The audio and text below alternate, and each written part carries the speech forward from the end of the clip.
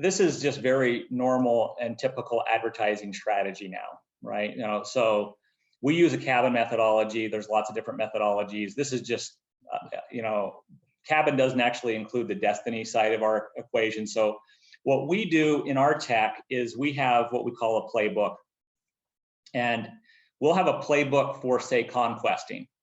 And that playbook, from a tech perspective, it's a rules-based algorithm for us. So we'll say, okay, how much money do we, how much money can we spend on conquesting, say, this particular brand? We build a playbook, we set all of our variables, and then the machine will go after a number of keywords that we believe would be related to that conquest. And that conquesting would, it would learn over time. So if it tries a keyword or a keyword phrase and it works fantastically, if the feedback loop comes back and says, hey, this is really working, it'll start doubling down on that keyword and it'll start increasing the bid naturally. So we're making millions of bid changes a month organically, just the machine is just doing it. So it's saying, so if somebody starts jacking up the price on, say, probiotic, the machine will start stepping away from that because it will find better value propositions in other keywords or keyword phrases.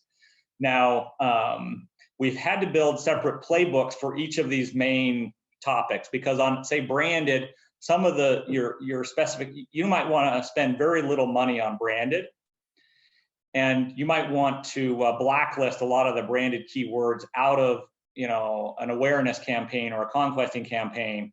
But all of these play together. But I'm sure at a level you guys are doing the same thing. I think the only thing I would probably suggest, and there's several different companies out there that have decent tools for this, but without using some tech around this, you'll just get destroyed. And some of the tech I really don't like. Some of the tech that just focuses on an ACoS metric rather than a rules-based algorithm, I just don't think they're ever going to win and win big. They're trying to do one thing, and they're just too focused, and they don't seem to perform as well. Okay, next. Yeah, so this is just back to the destiny concept again, but you might be running a lot of different key models at the same time. So you might have an awareness campaign that you're running at the same time as a conquesting campaign where you're going after a key competitor. And then you might be doing destiny across a set of long tail keywords, and all of those things are working in conjunction. This is where brands oftentimes say, hey, what does it matter if I have 300 Amazon sellers on a platform? If those 300 sellers each have a different strategy, so especially if it relates to like destiny or awareness, or what is your goal? So if you say, hey, my goal is to start ranking organically on running sock women, because there's 35,000 searches a month for running sock women, and if I can get into the top 5 at a conversion rate of say 40%, I'm going to convert 20,000 units a month on running sock women. So if I've got an opportunity for 20,000 units and I have a really clear path to do it because I have a high quality product, you're going to be doubling down with the strategy. If you have 300 sellers, the one seller that has the strategy, we find this at times, we'll start doubling down. The tech will start doubling down on running sock women. And then we flip out of the buy box. All of our ads turn off. Somebody else's ads turn on.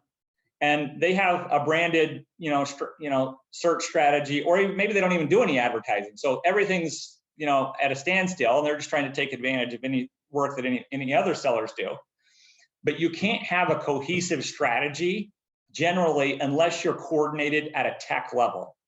So if you have 2 highly sophisticated sellers or 3 highly sophisticated sellers that can have integrated APIs and have a strategy that is working in concert, you can be successful here.